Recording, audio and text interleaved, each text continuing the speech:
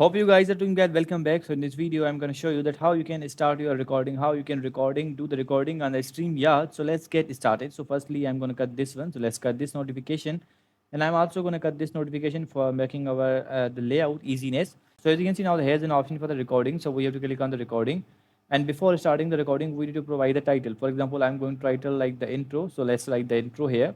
As you can see, the local recording, high quality individual audio, and the video recording. If you want to enable this, you can also do that, and then simply you click on the create recording, and after clicking on the create recording, as you can see, has an option for the entering to the studio. Top plugging into the internet will works better.